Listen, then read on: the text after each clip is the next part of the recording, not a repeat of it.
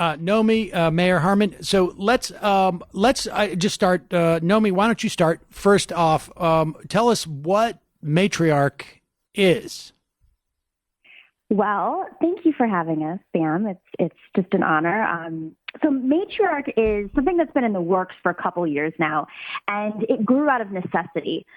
There are more women running for office across the country than ever. We saw record numbers run in 2018 and a record number win, but also a record number lose in 2018. And you see more everyday women stepping up and saying, I've had enough. I'm running for Congress. I'm running for local office. I believe in a different type of agenda. However, a lot of the institutions out there set these metrics. These political institutions will say, okay, for us to even consider endorsing you or supporting you, you need to raise a certain level of money, $200,000, $150,000 in the first couple of months.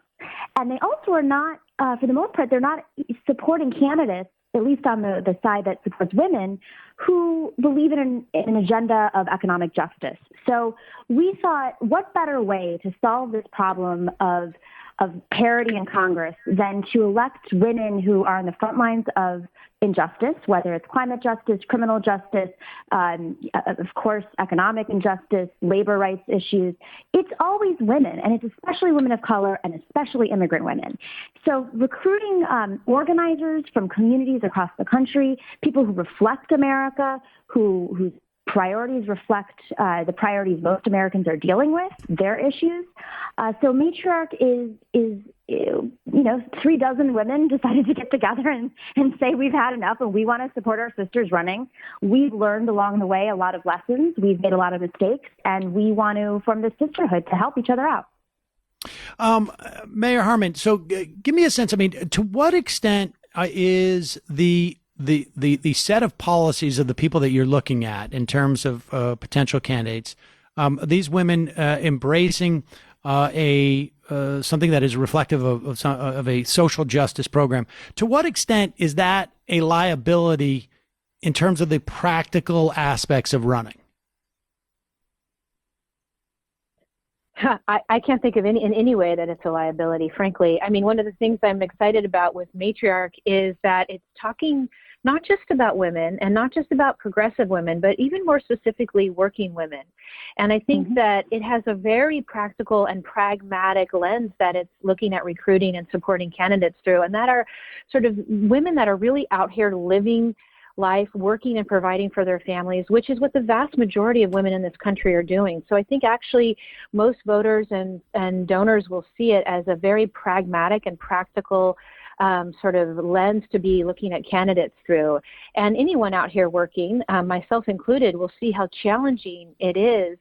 And the issues around economic justice are paramount for me on a personal level, but certainly on a policy level and as an elected. And so I think it's going to resonate with a lot of people.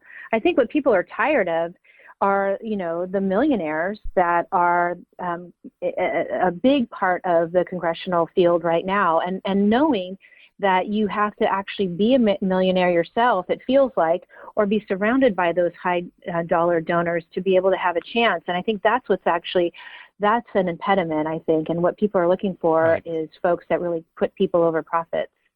I guess, I mean, that's what I was talking about in terms of liabilities, that there isn't necessarily the same access to money for those things. And so, and both of you, obviously, you both have run for office. You both have a firsthand account of this. Who are let's get to who the other folks are behind this effort and their insights to this too. But I'm still curious about this notion, Nomi, of where Matriarch fits in, right? I mean, there are other organizations out there that range from, looking to support women without really a sense necessarily of the policy programs that they have. There are some that are organizations that are focused not on issues of gender, but rather on simply specific set of policy issues. Where is Matriarch in terms of how early in the process do you see Matriarch intervening And to what extent is the help that Matriarch gives to these candidates a way to sort of put them in a position to get help from other organizations? Right. That is the $1,000,000 question, or we hope much less. A lot of other organizations will come in once a certain amount of money has been made, partly because they want to see that the campaigns are sustainable. But there's also this, and it's not all organizations, but there is this secret industry, a complex, a consultant complex that occurs with democratic institutions, and they will go into a campaign and say, hey, why don't you replace your campaign manager from that district with one of our people? And it becomes a business supporting candidates who can raise a certain amount of money for allies of these institutions or people who quite literally work in the institution. They hire them. We don't really like that business model. We think it's sort of that old metaphor of boiling a frog, probably was well-intentioned at one time, but it became more of a barrier of entry. A lot of candidates were blocked out of running that could have been extraordinary candidates because they didn't have access to wealth. So we hope to not only help candidates early on, but recruit candidates, work with, labor groups and organizations, activist organizations across the country in recruiting their best leaders, their best organizers who can speak the language of their communities and know how to organize, because organizers make the best campaigners. So in terms of when we come in, early is great. It's not always doable. I mean, this election cycle in particular is already off and running, but there are people who are just announcing, and literally yesterday, we got a nomination from somebody who announced yesterday. So there's still some time depending on where you are. Ideally, we'd like to get them at this sweet spot where they're a functioning campaign. They've got staff to help them out. And of course, an early endorsement signals to the media, signals to other organizations to come in, because what a lot of working women struggle with when they run for office, especially for the first time, is, not only do they not have the institutional support, and they most likely they're not independently wealthy or have access to wealth.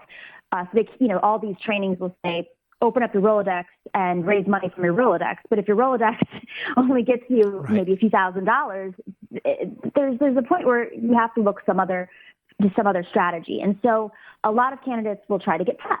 So the press doesn't necessarily recognize you unless there's something newsworthy. And the press helps you, do crowdsourced donations. So we're hoping that we're at the sweet spot where, they've got a campaign together, they've got the right ideas, they have community support, they've done the work, they have the ideas, and we can help them through a nomination, through an endorsement, get the press that they need, get the validation they need, because we're also limited financially in terms of what we can give. It's a little bit, but hopefully our board of advisors and just having our support through tips and trainings and other resources can help them in the long run. Mayor Harmon, I want to get a sense of how much, is what Matriarch will provide for people, finances, and how much will it be just simply imparting the real world experience that you and others in Matriarch have had in running a campaign. And I think, to some extent, ones that were obviously, because you're running on a platform of social justice, almost automatically have less access to money, because moneyed interests don't often, I'm sure there's, hashtag not all moneyed interests, but moneyed interests don't necessarily support a platform that pushes egalitarian policies. Sure. So I think, this will be a multi-prong approach. And I think one of the reasons I was brought on is for that sort of advice and support piece that you're speaking to. I think that I am proud to have the story that I have, really having gone from an activist to an elected. And I think that that's something we're starting to see a lot more of, and will in 20 and beyond. And so I'm hopeful that I can partner with some of the candidates that are selected and provide them that insight, advice, and support. And hopefully just to continue to remind them that it's not only possible, I really think it's imperative that we run on these types of values. And you're right, I'm a good example of running on these values and winning. And actually, I live in a definitely affluent community. And I think that you're right that moneyed interests are not always going to be on board with these issues. But I think also, though, we're really coming up at a time where people are really wanting to be a part of something meaningful, a part of creating culture shift. I think climate crisis in particular really creates a unique moment in history that we're all in right now. And I think it's calling a lot of people up from all types of levels of our economy, and they want to be a part of the solutions to what I see as a defining issue of our time. And so I think that my story will be helpful for some of the women running, and I'm really excited to partner with some of them and support them through the process. Nomi, is there, a litmus test? I mean, when you go out and, there may be, some candidates who are obvious choices for the type of people that you're looking to support. But is there any type of litmus test? What are things that could be disqualifying, but what are things that would be qualifying? Sure. There is. Most organizations have some form of a litmus test, whether it's questionnaires or pledges that they have to sign. I think it's extremely important that the candidates that we support pledge not to take corporate money. We are definitely looking for candidates that are not tapped into a wealthy network, because that's why we exist. We want to help working women. We want to help women who may not have access to wealth. I think it helps, but we're not blocking anybody out, to have community support, to have community experience. And all of them are going to have a questionnaire that they go through. Do you believe in Medicare for all? Do you vow to support Medicare for all if you're in Congress? The Green New Deal? There will be a list of platform issues that Matriarch asks them to sign on to, because we have unfortunately seen too often candidates that may have run more progressively in primaries and they get elected and they flip. And it shouldn't be that way when you're in power, because you have communities that come together, people, small dollar donations in the case of Matriarch, that are supporting you and believe in you to be their advocate. Because you're not just, if they are elected, they're not just representing their communities, they're representing the country too at a very pivotal moment. So there's a bit of a litmus test. But, one more thing that in terms of that litmus test, which is really important, is if a candidate doesn't win the first time around, that's okay. We've gone 25 years in this country where a Democratic Party has not invested in a lot of these communities across the country that are facing these crises. And it's so important to us that every candidate that steps up and runs is spreading our platform, not just our platform, but the progressive platform. And they're inspiring other people to run. I mean, I know I ran for office this year, and I've had people come up to me and say they were inspired to run because I ran. And Heidi, I know you as mayor have inspired people to run. When you're out there speaking these truths and organizing, you're inspiring other people to do the same. And maybe you don't win the first time, maybe you don't even win the third time, but that's how you build an organization. And they will be facing more obstacles than the centrist candidates probably would, because not only are you facing the financial difficulties and not being tapped into institutions, but there's a chance that the institutions in the establishment may come after you too. And if you make it to the next round, the Republicans.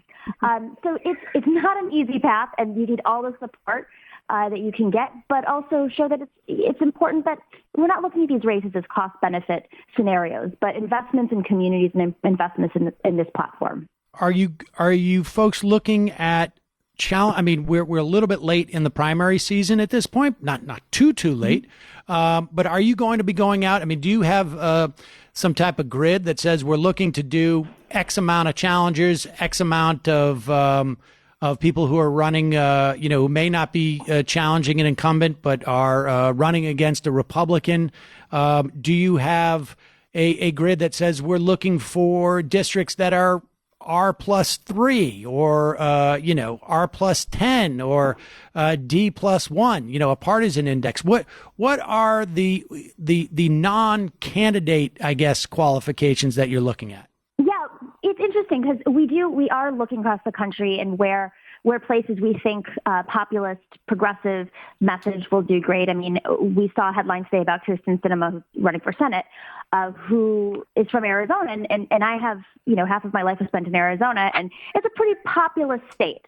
And for her to be going conservative, we think that there's an opportunity there for congressional seats to invest in candidates. Maybe not this time, maybe the next time around. But there are states like that and communities like that across the country where traditionally they've been seen more conservatively, and the Democrats have been running more conservative rather than more populist, which is really what the flavor is in a lot of these communities that have faced economic hardships or, in the case of Arizona, there's a very independent streak there. But we also think that the way that polling is done is a little bit flawed. Even the way that we measure these districts are based on a set of standards that are socially based and not economic. So when you look at an R+6, maybe if you poll the members of that Republican district, if they support, access to health care, or if without the Obamacare, they probably support Obamacare, or do they want to increase the minimum wage? You might be surprised by the results there. So that's why we think that the platform is super important and not so much the old-fashioned way of labeling these districts. Interesting. We're just about out of time. All right, guys, I assume you're hitting the ground running. Where can people get more information about Matriarch? So we are definitely hitting the ground running. We're asking people to contribute whatever you can, because this is an organization that's trying to support candidates financially. So it's matriarchpac.com, matriarchpac.com. And we'll be coming out with some endorsements soon, too. So stay tuned. Nomiki Konst, Mayor Heidi Harmon, thanks so much for your time today. I really appreciate it.